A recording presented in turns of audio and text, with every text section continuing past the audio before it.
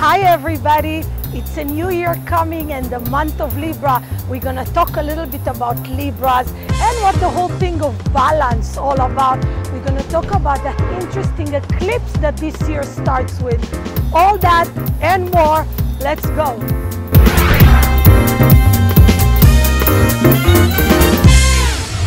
Happy New Year, everybody, or as we say, Shana Tova.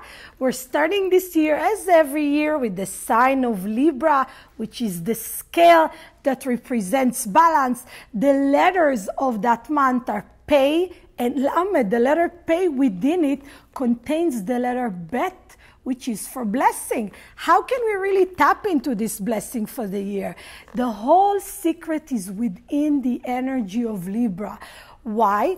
Because Libra represents all the beauty, all the balance, all the unity, and caring for other people. So how do I really connect to that? The first thing that we have to understand is why Libras want to be in balance all the time. They won't fight with you. If you have a partner that is a Libra, they can be quiet for years. I mean, when they argue, they are very argumentative. But usually, I don't want to fight. I don't want to talk about it. But then when it gets to here, forget about it. They won't stop talking for 5 hours. But what's really the issue of the Libra? Libras just want everything to be in balance. They just want everybody to be nice, smiley, and peaceful. But why? Where is it coming from? The understanding about Libra is that the seek of balance, seeking for that kind of energy, comes from the desire to be comfortable. I want to be comfortable. I don't want anybody to rock my boat, to make me worry about things. But who is the least balanced of all the signs? Right? Libras. Because if my focus is balance, I just want it to be balanced. I just want that to be balanced. I just don't want them to like me. If my focus is always on balance, I'm never going to be balanced. How do I really achieve balance?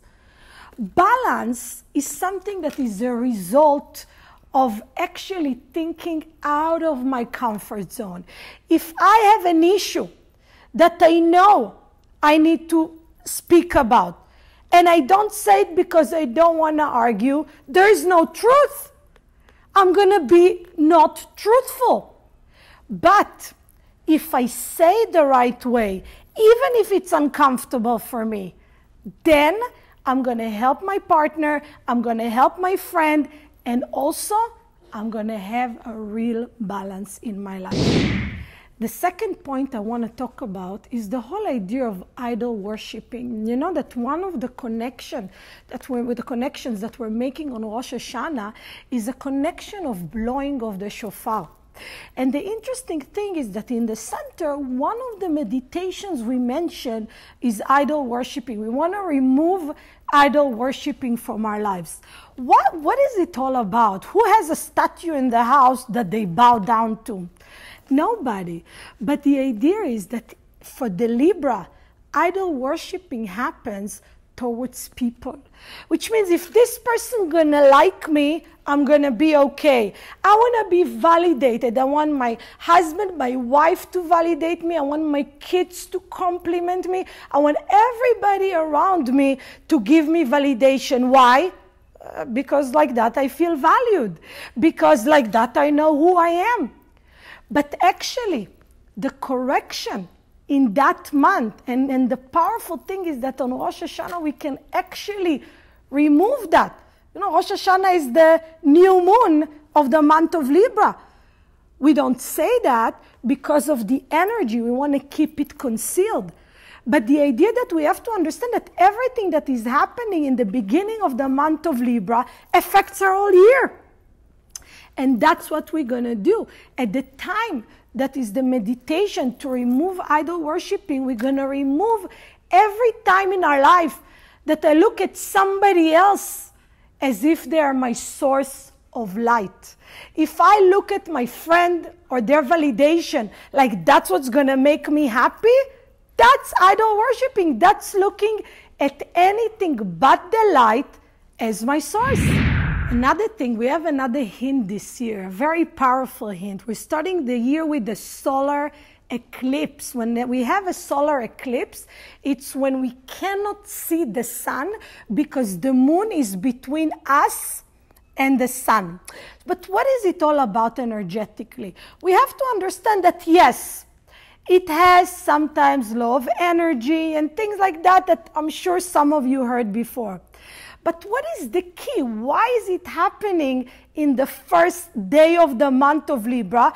And it's supposed to impact our whole year. The whole idea of that eclipse is it's a very interesting one. It's an eclipse in Virgo. Virgo is a mutable sign. It's a sign that changes. But Virgo is the sign of work, and Virgo is the sign that's supposed to look inside in order to really fix the outside. That eclipse happens in that sign because it's a sign of change. Basically, what the universe is telling us is that this year is going to be a great year, full of blessings, if we are really willing to be mutable, if we're really willing to change, if we're really willing to understand that the work is inside and not out.